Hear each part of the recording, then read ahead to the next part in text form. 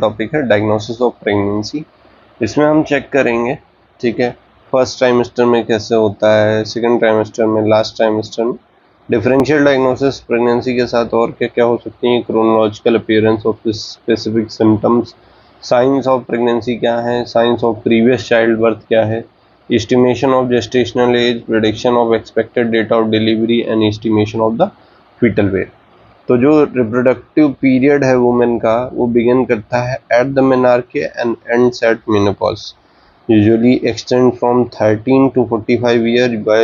Biological variations जो होते हैं बेसिकली अकर करता है डिफरेंट जोग्राफिकल एरियाज में। प्रेगनेंसी इज रेयर बिलो 12 साल से नीचे बहुत कम ही चांसेस हैं, और बियॉन्ड 50 साल से भी बहुत कम चांसेस हैं। Lina Medina in the Lima Peru was the youngest one, delivery by cesarean section when she was only 5 years and 7 months old, and the oldest reported cases of one at 57 year and 4 month old. Duration of pregnancy अगर देखें तो duration of pregnancy traditionally calculated by the clinician in the term of 10 lunar month or the 9 calendar month or 7 days or 280 days or 40 weeks, ये duration हो सकती है। calculated from the first day of the last menstrual period, from first day of the last menstrual period से हम calculate करते हैं। this is called as menstrual और gestational age, इसे हम menstrual या gestational age भी बोलते हैं। but the fertilization usually occur करता है 14 days prior to the expected missed period, ठीक है।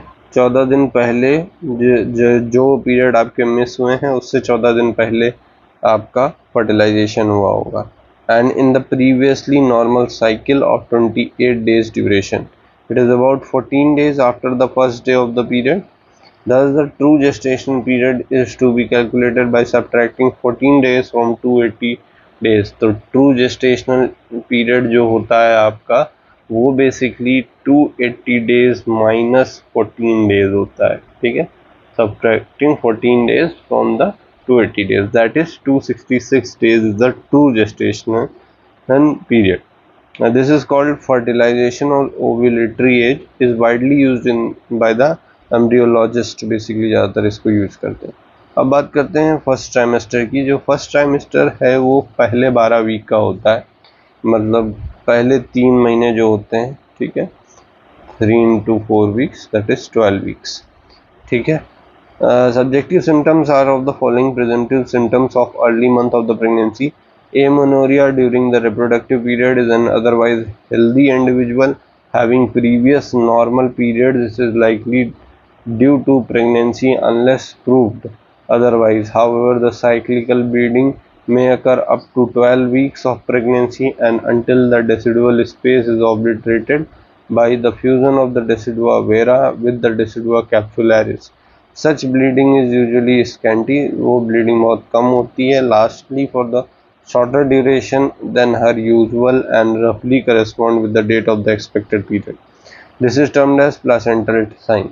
This type of the bleeding should not be confused with the commonly met pathological bleeding, that is threatened abortion हो सकता है। Pregnancy however may occur in the women who are previously amenorrheic during the lactation and the puberty, ठीक है, उनमें भी pregnancy हो सकती है जो कि एमेनोरिक हैं ड्यूरिंग लैक्टेशन और during the puberty.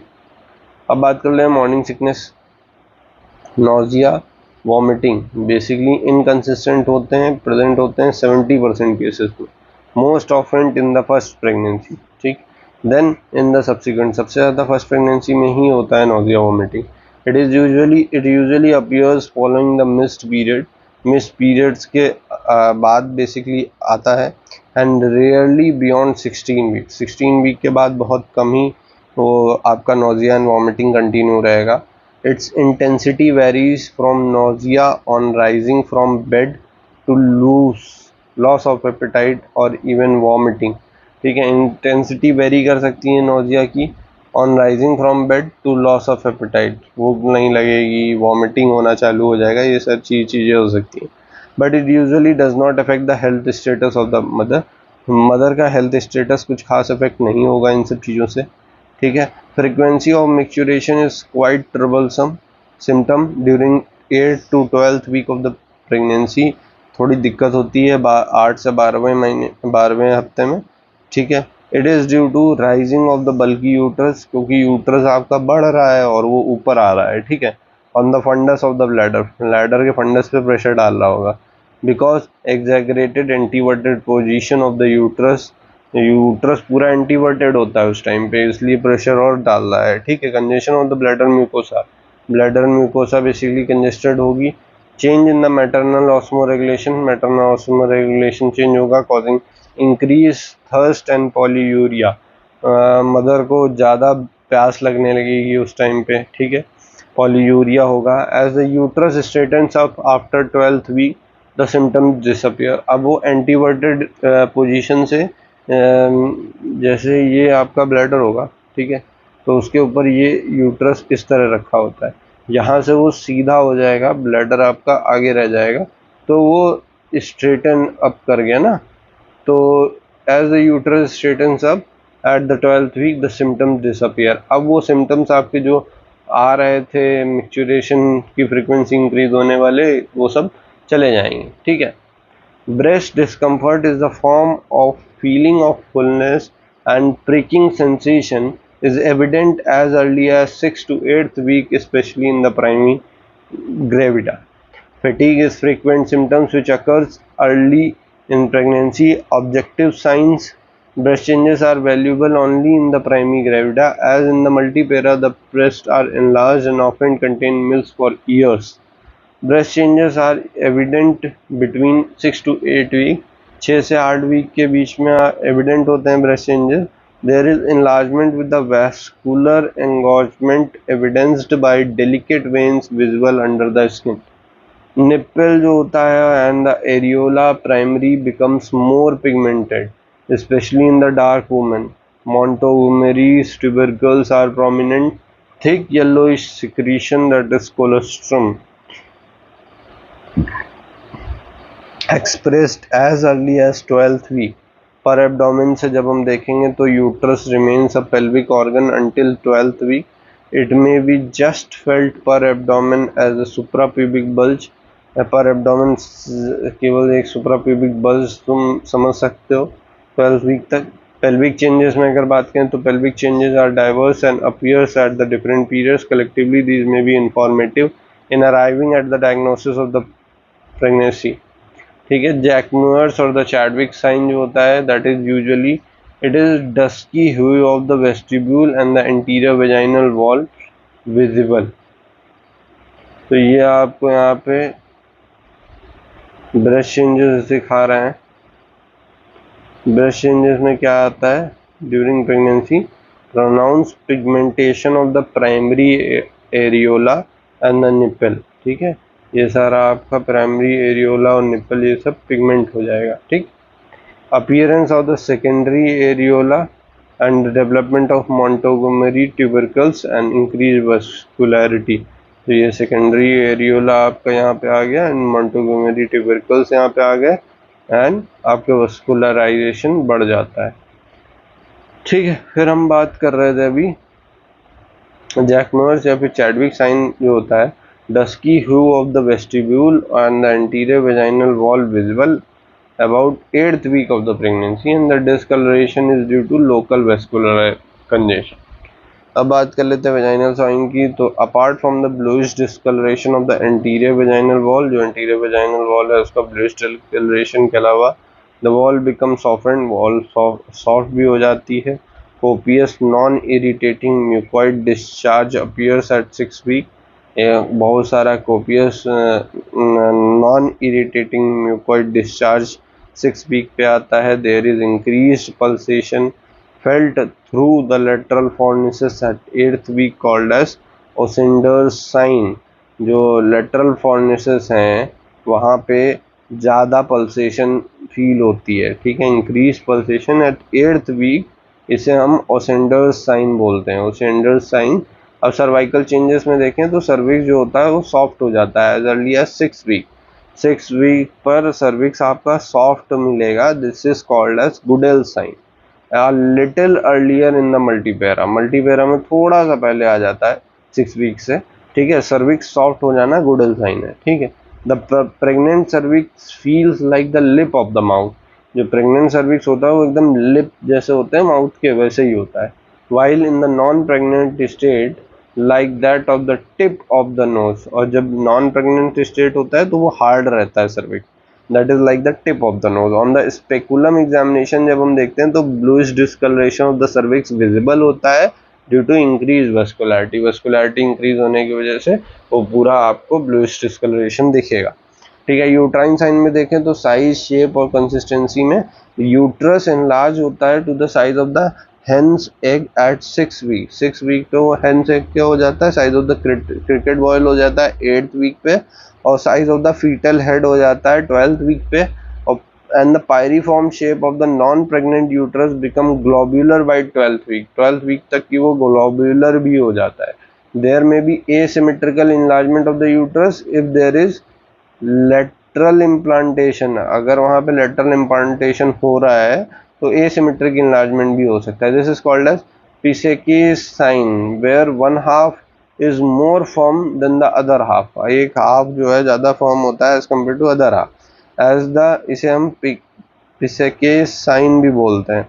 As the pregnancy advances symmetry is restored, the pregnancy advance करेगी तो सिमेट्री रिस्टोर हो जाएगी। The pregnant uterus feel soft, जो प्रेग्नेंट यूट्रस होता है वो सॉफ्ट होता है, इलास्टिक होता है।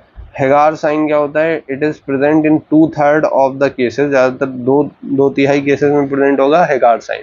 It can be demonstrated between 6 and 10 weeks, छठे और 10वें वीक के बीच में हम डिमॉन्स्ट्रेट कर सकते हैं। लिटिल अर्लियर इन मल्टीपैरा, मल्टीपैरा में कुछ पहले डिमॉन्स्ट्रेट कर लोगे ये, ठीक है। The sign is based on the fact that the upper part of the body of the uterus is enlarged by growing fetus, ठीक है। Upper part of the body uterus की जो है वो enlarge हो रही है by the growing fetus, and the lower part of the body is empty and extremely soft, lower part जो है वो soft भी है, empty भी है।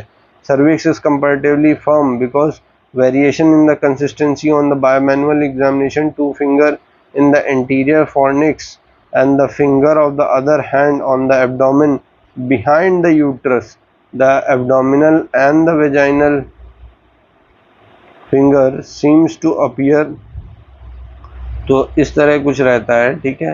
आप यहाँ पे वेजाइना के थ्रू 2 फिंगर डालते हैं एंड 2 फिंगर आपकी इधर से रहती है, ठीक है। तो यहाँ पे finger seems to appose below the body of the uterus, the examination must be gentle to avoid the risk of abortion. अब इसके बाद है Palmer sign, that is regular and the rhythmic uterine contraction can be elicited during the bimanual examination as early as 4 to 8 weeks. Palmer in 1949 first described it. It is a valuable sign when elicited. To elicit the test, the uterus is cupped between the internal finger and the external finger for about 2 to 3 minutes, ठीक है। Uterus को cup करके रखते हैं between the internal fingers and the external finger for about 2 to 3 minutes. During the contraction, the uterus becomes firm and well defined, but during the relaxation, it becomes soft and ill defined. While the contraction phase lasts for about 30 seconds, with increasing duration of the pregnancy, relaxation phases increases. Relaxation phase basically increase करने लगती है, ठीक है। तो इस तरह कुछ रहता है आपका। जब यहाँ पे आप पामर साइन में देख सकते हो at the 4 to 8th week and at the 10th week इस तरह हो जाता है। जो 4 to 8 वीक होता है वहाँ पे आपका 30 सेकेंड में कॉन्ट्रैक्शन आया, फिर रिलैक्स हुआ, ठीक है। 30 सेकेंड्स का ड्यूरेशन का गैप दे रहा है, ठीक है। फिर जब वो धीरे धीरे प्रोग्रेस करता है तो रिलैक्सेशन टाइम इंक्रीज करता है, 90 सेकेंड तक चला जाता है, कॉन्ट्रैक्शन टाइम उतना ही रहता है, ठीक। वही ये कह रहा है। After 10th week the relaxation phase is so increase that the test is difficult to perform, और 10th वीक के बाद बहुत मुश्किल होता है इसको परफॉर्म करना टेस्ट को, as there is relaxation phase बहुत लंबा हो जाता है, ठीक है। Immunological test for the diagnosis of the pregnancy, pregnancy test depends upon the detection of the antigen that is HCG present in the maternal urine और the serum with the antibody, इधर polyclonal और monoclonal available, commercially available होता है। Test used, एक तो तुम्हारा immunoassay without radio isotope होता है, एक ग्लूटिनेशन इनहिबिशन टेस्ट जिसे using latex. The material for these test are supplied by the kits containing all the reagent needed to do a test. ठीक है, test करने के लिए जो भी रिएजेंट चाहिए होते हैं उस किट में होते हैं। ठीक है, तो बेसिकली इसमें क्या होता है, एक ग्लूटिनेशन इनहिबिशन टेस्ट का प्रिंसिपल क्या है, 1 drop of urine is mixed with 1 drop of the solution containing SCG antibody. SCG antibody है तो वो अगर एससीजी तुम्हारा यूरिन में होगा तो उसके साथ रिएक्ट कर जाएगी। If the SCG is not present in the urine the women is not pregnant, इसका मतलब वुमेन प्रेग्नेंट नहीं होगी। The antibody remains free, antibody पूरी फ्री रहती हैं। ठीक है, now 1 drop of another solution that contains the latex particle is coated with the SCG is added. Agglutination of the latex particles can be observed easily at this time. ठीक है, फिर इसके बाद जब हम एक ड्रॉप उस सोल्यूशन की ऐड करते हैं जिसमें लेटेक्स पार्टिकल हैं कोटेड विथ एससीजी, उसमें एससीजी है, वो एक ग्लूटिनेट तुरंत कर जाएगा। इसका मतलब pregnancy test is negative, there is agglutination. ठीक है, इसका मतलब होता है प्रेगनेंसी टेस्ट जो है वो बेसिकली नेगेटिव आया है, प्रेगनेंसी नहीं है। ठीक है, हमने क्या किया, सबसे पहले 1 drop of a solution that contains HCG antibody is mixed with urine। ठीक है, ठीक है, यहाँ पे एक सोल्यूशन डाला, फिर उसके बाद इस पर यूरिन डाली, यूरिन का एक ड्रॉप डालने के बाद एक हम सोल्यूशन डालते हैं जिसमें लेटेक्स पार्टिकल के साथ एससीजी होता है, वो बेसिकली एग्लूटिनेट कर जाएगा। एग्लूटिनेशन का मतलब प्रेगनेंसी नहीं है इन दिस केस। ठीक, एग्लूटिनेशन इनहिबिशन टेस्ट में। On the other hand if the HCG were present in the urine sample, अगर यूरिन सैंपल में एससीजी प्रेजेंट है, women was pregnant, it would bind to the available antibody, जो antibody present है उससे bind कर जाए, there would be no further agglutination where the solution containing HCG coated latex particle was added. ठीक है, इस case में यूरिन सैंपल में जब हम इसके बाद एससीजी कोटेड लेटेक्स पार्टिकल हम डालते हैं तो वहाँ पे यूरिन वाला जो एससीजी मॉलिक्यूल है वो रिएक्ट कर जाएगा एंड देयरफॉर एग्लूटिनेशन नहीं होगा और प्रेगनेंसी टेस्ट पॉजिटिव होगा विथ नो एग्लूटिनेशन। तो similarly it is depicted in this chart, that is दोनों चार्ट में प्रेग्नेंट वुमेन है तो यूरिन में एससीजी है उसके, एससीजी एंटी सेरम हम ऐड कर रहे हैं तो ये दोनों न्यूट्रलाइज कर देंगे एक दूसरे को एंटीबॉडी का। ठीक है, एससीजी कोटेक्स लेटेक्स पार्टिकल इसके बाद जब हम ऐड करते हैं तो कोई भी विजुअल एग्लूटिनेशन नहीं होता है, तो प्रेग्नेंट है। अगर नॉन प्रेग्नेंट है तो यूरिन में एससीजी नहीं होगा, एससीजी एंटी सेरम ऑलरेडी है हमारे पास, उसको हम एससीजी एंटीबॉडी नॉट न्यूट्रलाइज, क्योंकि इसमें एससीजी है नहीं, तो एससीजी कोटेड लेटेक्स पार्टिकल जैसे डालेंगे तो एग्लूटिनेशन तुम्हें दिख जाएगा। ठीक है, this is what the test is telling you. ठीक है, एक डायरेक्ट एग्लूटिनेशन टेस्ट होता है, एससीजी डायरेक्ट टेस्ट जो होता है, latex particle coated with the anti HCG monoclonal antibodies are mixed with the urine and agglutination indicate positive result. इसमें उल्टा है। ठीक है, एग्लूटिनेशन हो जाएगा तो पॉजिटिव रिजल्ट है when the urine sample contain SCG. Absence of the agglutination urine without SCG indicate in negative one. Sensitivity is 0.2 international unit SCG per ml. ELISA होता है enzyme linked immunosorbent assay. It is based on the one monoclonal antibody that binds with the beta SCG in the urine and the serum. The second antibody is linked with the enzyme alkaline phosphate is used to sandwich the sandwich the bound SCG and detected by color change after binding. It is more sensitive and specific. ELISA can detect SCG in the serum up to 1 to 2 milli international unit per ml as early as 5 days before the first missed period. फ्लोरोइम्यूनेसेंस जो होता है highly precise होता है, sandwich ऐसे होता है, it uses second antibody tagged with the fluorescent label. The fluorescence emitted is proportional to the amount of the SCG. It can detect SCG as low as 1 ml 1 milli international unit per ml. FIA takes 2 to 3 hours. It is used to detect SCG, and for the follow-up SCG concentration, immunoassay with the radioisotope. Radioisotopes uses iodine 125. IDO-SCG antibody is more sensitive and can detect beta subunit of the SCG up to 0.002 international unit per ml in the serum, and can detect pregnancy as early as 8 to 9 days after ovulation.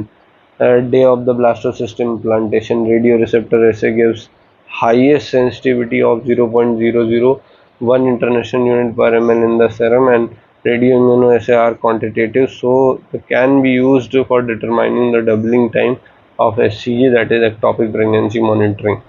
Radioimmunoassay require 3 to 4 hours to perform. Immunoradiometric assay, that is uses sandwich principle to detect whole SCG molecule. Immunoradiometric assay use iodine 125 labeled SCG and requires only 30 minutes. It can detect SCG as low as 0.05 milli international unit per ml. Selection of the time, diagnosis of the pregnancy by detecting SCG in the maternal serum or the urine can be used up to 8 to 11 days after conception, 3 to 4 days before the expected date of menses, and test is not reliable after 12 weeks. 12 weeks के बाद ये सब test reliable नहीं होते. Collection of the urine, patients is advised to collect the first voided urine in the morning in the clean container, not to wash with the soap, and kits to perform the test at home are also available. The other uses of the pregnancy test, apart from the diagnosis of the uterine pregnancy, the test is employed in the diagnosis of ectopic pregnancy to monitor the pregnancy following the in vitro fertilization and embryo transfer, and to follow up the case of hydatidiform mole and choriocarcinoma. Test accuracy ranges from 98.6 to 99%. Non-pregnant level is below 1 milli international unit per ml.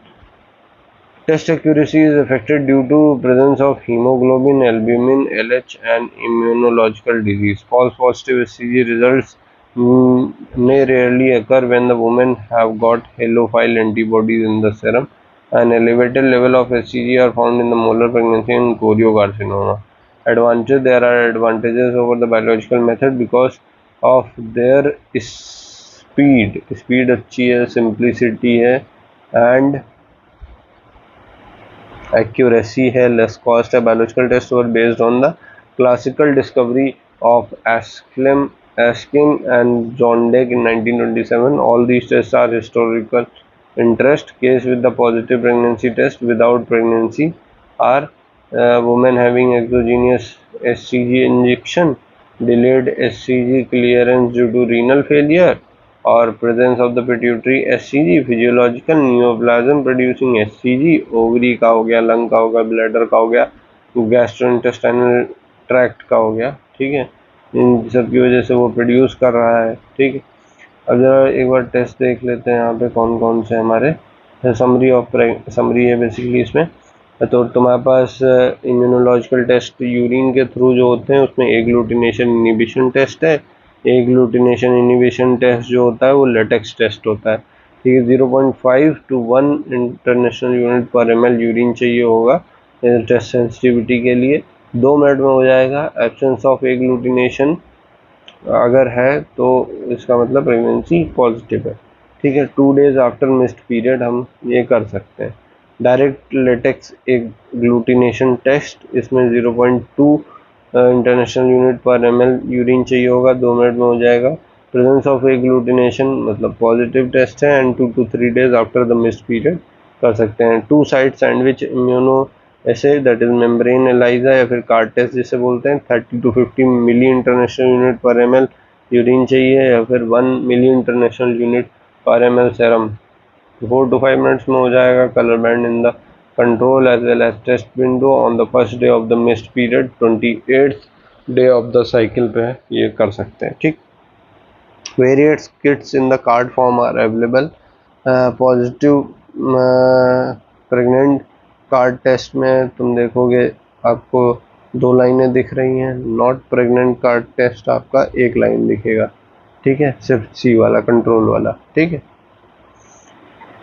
Enzyme linked immunosorbent ऐसे ELISA जो होता है वो 1 to 2 milli international unit per ml serum का होता है। 2 to 4 our लगते हैं, 5 days before the first miss period इसको कराते हैं हम, ठीक है। रेडियो इम्यूनो ऐसे में बीटा सब यूनिट को बेसिकली वो देखते हैं, 0.002 इंटरनेशनल यूनिट पर ml इसकी रिक्वायरमेंट होती है। 3 to 4 आवर में होता है, 25th day of the cycle में कराते हैं। इम्यूनो रेडियोमेट्रिक ऐसे IRM में 0.005 मिली international unit per ml serum चाहिए होता है, 30 मिनट्स में हो जाता है। 8 डे आफ्टर द कंसेप्शन चाहिए होता है, ठीक है। अब बात करते हैं अल्ट्रासोनोग्राफी की। अल्ट्रासोनोग्राफी का क्या यूज़ है इसमें? Intradecidual gestational sac is identified as early as 29 to 35 days of the gestation. Fetal viability and the gestation days is determined by detecting the following structure.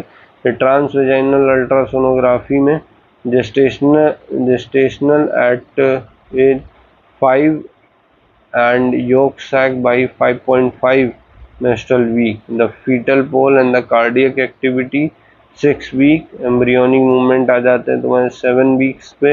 The fetal gestational age is best determined by measuring the crown rump length between 7 to 12th week, variation plus minus 5 days.